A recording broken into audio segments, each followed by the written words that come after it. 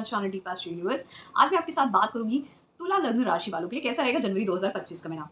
जनवरी का ये महीना साल की शुरुआत और ये साल सबसे ज़्यादा इंटरेस्टिंग है क्योंकि साल की शुरुआत के 5 महीने में ही बड़े ग्रहों के ट्रांजिट हो जाने वाले हैं। बहुत अच्छे ट्रांजिट हैं। राहु देव अपनी ही राशि जहाँ पे वो कहीं न कहीं एक अच्छा प्रभाव देते हैं और वो कुंभ राशि है क्योंकि वो खुद भी एक एरी प्लैनेट हैं और वो एक एरी साइन है कुंभ राशि, तो वो उसके मालिक भी बनते हैं कहीं न कहीं, तो अच्छा प्रभाव देते हैं वहाँ पे। उनका नक्षत्र भी आता है, तो वो एक अच्छा ट्रांजिट है। फिर शनिदेव अपनी मूल त्रिकोण राशि से दूसरे भाव में जा रहे हैं, जहाँ पे वो न्यूट्रल होते हैं, जो बहुत अच्छा रिज़ल्ट देते हैं। धर्म, कर्म के अधिपति एक साथ मतलब कर्म के अधिपति शनिदेव, धर्म के अधिपति बृहस्पति देव की राशि में। अब ये तो एक सूत्र है वैदिक एस्ट्रोलॉजी में कि मूल त्रिकोण राशि से जब भी प्लैनेट दूसरे भाव में, चौथे भाव में, पंचम भाव में, अष्टम भाव में, नवम भाव में, 12वें भाव में ट्रांजिट करते हैं अपने मूल त्रिकोण राशि से, तो वहाँ पे वो फ्रेंडली साइंस में होते हैं, फ्रेंडली होते हैं वो प्लैनेट उनके लिए। बाकी तीसरे, छठे, सप्तम, दसम, 11वें भाव में होते हैं, तो वो उनके लिए शत्रुगत होते हैं। आप समझने के लिए समझ सकते हैं आप। शनिदेव की मूल त्रिकोण राशि है कुंभ राशि, वहाँ से तीसरे भाव में क्या आते हैं? मेष राशि, नीच के हो जाते हैं। छठे भाव में वहाँ पे कौन-सी राशि आती है? वहाँ पे आती है कर्क राशि, वहाँ पे भी शत्रु जैसा प्रभाव होता है। सप्तम भाव में कौन-सी राशि आती है? सिंह राशि, वहाँ पे भी शत्रु जैसा प्रभाव होता है, सूर्यदेव आते हैं। फिर आप अगर गौर करेंगे दसम भाव में कौन-सी राशि आती है? शत्रु की राशि आती है, जो है वृश्चिक राशि, मंगल देव की। और फिर उसके बाद 11वें भाव में, 11वें भाव में कहीं न कहीं वो न्यूट्रल ही होते हैं। 11वें भाव में धनु राशि आती है, वहाँ पे भी आपको न्यूट्रल ही मानना है, उसको भी आपको लेके चलना है। 11वां भाव और 12वां भाव साथ में, तो वहाँ पे भी आपको न्यूट्रल और अच्छा, क्योंकि 12वें भाव में मकर राशि आती है और 11वें भाव में धनु राशि, वहाँ पे भी उनका अच्छा प्रभाव रहता है। बस तीसरा, छठा, सप्तम और दसम, ठीक है? यहाँ पे वो एनिमिटी रहती है सभी प्लैनेट्स की अपने मूल त्रिकोण राशि से। तो अब शुरुआत करते हैं। लग्न के स्वामी आपके शुक्रदेव बनते हैं। इनका ट्रांजिट कुंभ राशि में होगा 28 जनवरी तक और वो शनिदेव के साथ रहेंगे। अब ये क्योंकि अष्टम भाव के भी मालिक हैं और पंचम भाव में रहेंगे शनिदेव के साथ, जो शनिदेव चौथे और पंचम भाव के मालिक हैं। तो ये आपके पद को बढ़ा सकते हैं, हेरिडिटरी पोजीशन को। यहाँ पे कुछ लोग क्रिएटिवली कुछ कर सकते हैं, ट्रेडिंग, फाइनेंस, बिजनेस कुछ कर सकते हैं सेटअप, फाइनेंशियली कुछ कर सकते हैं, साथ में कुछ क्रिएटिव अगर आप करना चाहते हैं, टेक्निकल्स में कुछ करना चाहते हैं, बैंकिंग में कुछ करना चाहते हैं, ये वो समय है आपके लिए, ट्रेडिंग के लिए बहुत अच्छा समय है। और क्योंकि अष्टम भाव के मालिक है पंचम भाव में, जो लोग रिसर्च रिलेटेड फील्ड्स में, ऑकल्ट साइंस में है, उसमें बहुत अच्छा। ट्रेडिंग के लिए मैंने खासकर बहुत अच्छा बोला है। ट्रेडिंग हो, सीए हो, उनके लिए बैंकिंग वाले लोग हों, ऑकल्ट साइंस के लोग हैं, उनके लिए बहुत अच्छा है ये समय। टीचिंग में हो, खासकर ऐसी टीचिंग जो रिसर्च सब्जेक्ट्स में है, तो उनके लिए यहाँ पर ये बहुत अच्छा समय है। आजकल जो टेक्निकल फ़ील्ड्स हैं जैसे कंप्यूटर साइंस की, वो भी शुक्र के अंडर आती हैं, शनिदेव और शुक्र के अंडर, जहाँ पे आपको कोडिंग और ये सब करनी होती है, तो वो भी इन्हीं सब चीज़ों में आ जाते हैं। थोड़ा डिस्टर्बेंस आपके लव रिलेशनशिप में हो सकता है, शनिदेव जब से पंचम भाव में है, लव रिलेशनशिप में, वहाँ पे थोड़ा-सा आपको ज़्यादा मेहनत करनी पड़ रही होगी, थोड़ा लड़ाई-झगड़ा, disturbance, time and again. Education में थोड़ा मेहनत ज़्यादा करनी, डबल मेहनत करनी पड़ेगी, क्योंकि शनिदेव कोई भी रिज़ल्ट इतनी आसानी से नहीं देते हैं, तो आपको डबल मेहनत करनी पड़ती है। खासकर तुला लग्न राशि वालों के लिए चौथे भाव में भी शनिदेव है और साथ में यहाँ पे पंचम भाव में भी। तो स्कूल में भी बहुत डबल मेहनत करनी है और कॉलेज बेसिक एजुकेशन बैचलर्स में भी डबल मेहनत करनी है। क्रिएटिविटी के लिए, अपनी माइंड को डेवलप करने के लिए बार-बार पढ़ना पड़ता है। बहुत डबल मेहनत करनी पड़ती है, तब जाके कहीं रिजल्ट आता है। पर क्योंकि लग्न के स्वामी पंचम भाव में जा रहे हैं, अब आपको अच्छा रिजल्ट मिल सकता है अगर आप मेहनत बहुत अच्छी कर रहे हैं। अष्टम भाव रहेंगे, बदलाव का संकेत दिखता है। चाइल्ड बर्थ के भी इंडिकेशन, लेकिन लव रिलेशनशिप में डिस्टर्बेंस जरूर देंगे। फिर उसके बाद राहु देव की बात करते हैं। राहु देव आपके छठे भाव में है और केतु देव 12वें भाव में, 12वें भाव में। कहीं ना कहीं छठे भाव में राहु देव जब रहते हैं तो आपको कंपटीशन में विन कराना ये बहुत अच्छा है। उपजे भाव में राहु देव बहुत अच्छा प्रभाव, धन के लिए अच्छा है, कार्य क्षेत्र के लिए अच्छा है, लेकिन कहाँ पे डिस्टर्ब करते हैं? हेल्थ डिस्टर्ब करते हैं। गलत संगति में अगर आप पड़ गए, स्मोकिंग, ड्रिंकिंग, सट्टेबाजी वाला काम करना, किसी भी तरीके से आप गलत तरीके से कुछ भी अपने अ गलत दिशा में जाते हुए अगर आप कुछ भी कर रहे हैं जीवन में, कोई भी अगर आप यू नो कुछ लोग बहुत ज़्यादा ड्रग एडिक्ट हो जाते हैं, स्मोकिंग करते हैं, ड्रिंकिंग करते हैं और इस तरीके के काम करते हैं जो सामाजिक तौर पे जो नहीं अच्छे माने जाते हैं। तो यहाँ पे राहु देव छठे भाव पे रहते हुए उन सब चीज़ों में और डिस्टर्बेंस लेके आते हैं। लेकिन ये आपको कॉम्पिटिशन में विजय प्राप्त कराना, धन के लिए बहुत अच्छा, समाज में पदोन्नति, आपको इन सब चीज़ों में उपचय भाव में रहते हुए बहुत कुछ दे सकते हैं। तो यहाँ से आप इन पे ध्यान दे सकते हैं। दसम भाव में दृष्टि रहेगी इनकी, पंचम दृष्टि, नवम दृष्टि दूसरे भाव में, धन के लिए। केतु देव 12वें भाव में है, तो कहीं न कहीं आप अगर प्रयास करें फ़ॉरेन जाने के लिए, फ़ॉरेन के लिए ट्राई करें, तो यहाँ पे डिस्टर्बेंस क्रिएट करेंगे आपके लिए। तो वहाँ पे आपको ध्यान देने की ज़रूरत है। मंगल देव क्योंकि आपके यहाँ पे सप्तम और दूसरे भाव के मालिक हैं, तो ये आपके लिए मार्गेश बनते हैं, प्रबल मार्गेश बनते हैं और ये नीच के होंगे कहाँ पर? आपके 10वें भाव में और वक्री होंगे 21 जनवरी तक। तो जब तक 21 जनवरी तक नीच के हैं, वक्री हैं, तो अच्छा प्रभाव देंगे। आपके स्पाउस की पदोन्नति हो सकती है या आपका बिज़नेस, व्यापार, धन के स्रोत बढ़ते हुए आपकी पदोन्नति हो सकती है कार्यक्षेत्र में। इसके संकेत दिखते हैं। आपके आपके स्पाउस की पदोन्नति, खासकर आपके स्पाउस की पदोन्नति के भी संकेत यहाँ पे बहुत अच्छे दिखते हैं। फिर उसके साथ क्योंकि यहाँ पे मंगल देव जब रहेंगे तो उनकी एक दृष्टि जो है वो पहले भाव पे, तो कहीं न कहीं अपने क्रोध पे नियंत्रण रखिएगा। फिर सप्तम दृष्टि उनकी जो होगी वो यहाँ पे अपनी उच्च राशि मकर राशि में रहेगी, जहाँ पे सूर्य देव भी कुछ समय के लिए आएँगे तो सामने होंगे, तो वो अच्छा प्रभाव देंगे। अष्टम दृष्टि इनकी यहाँ से शनिदेव और शुक्रदेव पे रहेगी, तो वो अच्छा नहीं होगा। बदलाव की बात करें तो कहीं न कहीं आपके बच्चों के जीवन में बदलाव, आपकी एजुकेशन में बदलाव, कुछ डिफ़िकल्टीज़ आना, लेकिन बदलाव की बात करते हैं अचानक से। बच्चों की रिलेशनशिप ब्रेकअप कर गया अचानक से। आप सपोज़ करिए किसी साइंस स्ट्रीम में थे, कॉमर्स स्ट्रीम में चले गए। आप करना कुछ चाहते थे, कुछ और करने लगे सडनली। ये चीज़ें हो गई। आपके बच्चों के लिए भी यही चीज़ अप्लाई होती है। प्रोजेनी में अगर आप चाइल्ड बर्थ के लिए सोच रहे थे, वहाँ पे अबॉर्शन या कुछ हो गया या फिर आपको सी सेक्शन कराना पड़ा, इस तरह की चीज़ें यहाँ पे थोड़ा डिस्टर्ब होती हुई दिखती हैं। मन थोड़ा-सा डिस्टर्ब हो, इंटेलिजेंस आपका, लेकिन टेक्निकल चीज़ों के लिए बहुत अच्छा रहेगा। टेक्निकल कुछ भी करते हैं आप। लड़ाई झगड़े का थोड़ा-सा, लेकिन किससे? लव रिलेशनशिप, गर्लफ्रेंड बॉयफ्रेंड के बीच में।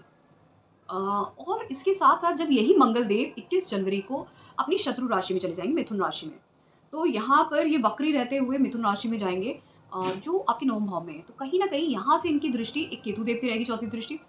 तो बहुत सारे लोगों को ट्रैवल करने के मौके मिलेंगे, लेकिन उस ट्रैवल के टाइम पे आप ध्यान रखिएगा कि कोई चोट ना आए, कोई इंजरी ना हो, ठीक है? इंजरी ना हो, इसके ध्यान खासकर रखिएगा। फादर के साथ कोई वाद-विवाद ना हो, लड़ाई-झगड़ा, किसी अथॉरिटी के साथ खासकर, ठीक है? फिर यहाँ से एक सप्तम दृष्टि इनकी जो है धनु राशि पे जाएगी और यहाँ से इनकी अष्टम दृष्टि जाएगी मकर राशि में, जो उनकी उच्च की राशि है। तब उस वक़्त सूर्यदेव और बुधदेव एक साथ होंगे। तो वो अच्छा रहेगा वो समय आपके लिए, काफ़ी अच्छा रहेगा। कहीं न कहीं आप देखेंगे कि आपके घर परिवार में कुछ ना कुछ बदलाव होते हुए दिखेंगे। आप रियल एस्टेट ट्रेडिंग करते हैं, वो आपको समय अच्छा होगा। कुछ प्रॉपर्टी खरीद सकते हैं, व्हीकल खरीद सकते हैं, घर में कुछ रेनोवेशन करा सकते हैं, ये भी चीज़ें दिखती हैं इस टाइम में। उसके अलावा भी जो लोग जैसे टेक्निकल एजुकेशन में बहुत कुछ करते हैं या घर से रह के कुछ काम करते हैं, जैसे वर्क फ्रॉम होम बहुत सारे लोग करते हैं आजकल, कुछ भी टेक्निकल फील्ड में, वहाँ पे बदलाव कर सकते हैं जीवन में। बस थोड़ा-सा जो अभी स्कूल की एजुकेशन में, बेसिक एजुकेशन में आप अच्छा करेंगे, अच्छा परफ़ॉर्म करेंगे क्योंकि बुधादित्य योग बन रहा है। लेकिन फिर भी क्योंकि मंगल देव की दृष्टि है, थोड़ा-सा ट्रांसफ़ॉर्मेशन लेके आने की ज़रूरत रहेगी, चेंज लेके आने की ज़रूरत रहेगी आपको अपने पढ़ाई के तरीके में, ठीक है? जिस तरीके से आप पढ़ते हैं, उस तरीके में। इसी तरीके से और कुछ चीज़ें ध्यान देने की ज़रूरत है आपकी मदर की हेल्थ के लिए भी यहाँ पे। इसी तरीके से अगर हम बात करें बुध देव की, तो बुध देव यहाँ पर आपके धनु राशि में रहेंगे, फिर 24 जनवरी को मकर राशि में चले जाएँगे। धनु राशि आपकी आती है तीसरे भाव में, फिर वो मकर राशि में 24 जनवरी को चले जाएँगे। तो 14 जनवरी तक यहाँ पे बुध देव के साथ-साथ सूर्य देव भी रहेंगे, जो कहीं न कहीं बुध देव आपके जो हैं वो 9वें भाव के मालिक बनते हैं और 12वें भाव के भी, और सूर्य देव 11वें भाव के। तो ये यहाँ पे जब तीसरे भाव में रहेंगे धनु राशि में, तो ये दोनों बुधादित्य योग बनाएँगे, तो कुछ नया शुरुआत करना, अपने स्किल्स को डेवलप करना, मेहनत करना जीवन में, इसके लिए बहुत अच्छे रहते हैं। कुछ मेहनत करना, तो ये जब इंसान मेहनत करता है तीसरे भाव में जब ये युति होती है, तो वो लोग बहुत मेहनत से बहुत आगे पहुँच जाते हैं, बहुत सारे कॉम्पिटिटिव एग्ज़ाम क्लियर कर लेते हैं इस समय में। ये बहुत अच्छा समय है, कोई कॉम्पिटिशन क्लियर करना, कुछ नया शुरुआत करना अपने जीवन में, बहुत मेहनती होते हैं ये लोग, बहुत अच्छा, मतलब अगर पढ़ने के लिए बोलो ना तो ये लोग तुरंत उठेंगे, बहुत मेहनत करेंगे, बहुत पढ़ेंगे। मेहनत करने से कभी नहीं डरते हैं ये लोग, इससे अपने स्किल को डेवलप करने से। फिर यही बुधदेव आगे जाके 24 जनवरी को मकर राशि में चले जाएँगे और सूर्यदेव 14 जनवरी को ही मकर राशि में चले जाएँगे। तो बाद में 24 जनवरी को इनका बुधादित्य योग फिर से फॉर्म होगा, लेकिन चौथे भाव में। तो ये अच्छा है ट्रेडिंग के लिए, अगर आप स्कूल में हैं, वहाँ पे पढ़ रहे हैं, तो इन सब चीज़ों के लिए। घर परिवार में थोड़ा डिस्टर्बेंस आएगा, लेकिन आपका तब भी प्रॉपर्टी डीलिंग के लिए, प्रॉपर्टी के कामों के लिए, घर से रह के वर्क फ्रॉम होम करने के लिए वो बहुत अच्छा समय है। मदर की हेल्थ का ध्यान रखना पड़ेगा, घर से दूर जा सकते हैं, इसके भी संकेत दिखते हैं ट्रैवल होने के। बृहस्पति देव यहाँ पे आपके अष्टम भाव में वक्री हैं, चेष्टा बल है। बृहस्पति देव आपके लिए तीसरे और छठे भाव के मालिक हैं। तो कहीं न कहीं अष्टम भाव में रहते ही विपरीत राजयोग बना रहे हैं, लेकिन फिर भी ये हेल्थ को डिस्टर्ब करते हैं। आपको हेल्थ पे ध्यान देने की ज़रूरत है। लेकिन यहाँ पे बहुत सारे लोग बैंकिंग के सेक्टर में, जो भी सीए, बैंकिंग, इन्वेस्टमेंट, इंश्योरेंस, इन सब में काम करते हैं, उनके लिए बहुत अच्छा समय है। जो लोग कंसल्टेंसी के काम करते हैं, इनसे जुड़े हुए, चाहे वो डॉक्टर हो, सर्जन हो, उनके लिए बहुत अच्छा समय है ये। ठीक है? तो आपके लिए समय अच्छा है। आप चाहें तो उसको यूटिलाइज़ कर सकते हैं, कुछ अगर पदोन्नति करना चाहते हैं तो जीवन में। लेकिन यहाँ से रहते हुए हेल्थ को ज़रूर डिस्टर्ब करेंगे, व्यय करवाएँगे, ट्रैवल करवाएँगे, खर्चे ज़रूर होंगे, अच्छे कार्यों के लिए भी हो सकते हैं। घर में बदलाव होना, घर का बदलना, इसके भी संकेत दिखते हैं। मैंने शुक्र देव की भी बात कर ली, शनि देव की भी, सभी ग्रहों की बात कर ली। राहु केतु की बात करें तो राहु देव अभी फ़िलहाल आपके जैसे मैंने बोला छठे भाव में, केतु देव आपके 12वें भाव में, तो आप राहु देव आपको सभी कुछ दे सकते हैं, केतु देव थोड़ी अगर बाधा भी दे रहे हैं। तो अब इसको संक्षेप में समझते हैं, health, wealth, marriage, relationship, career को लेके। हेल्थ की बात करते हैं, हेल्थ पे आपको ध्यान देने की ज़रूरत है। मैंने बोला बृहस्पति देव आपके अष्टम भाव में हेल्थ को डिस्टर्ब करते हैं, हेल्थ पे ध्यान देना ज़रूरी है आपको इस समय में।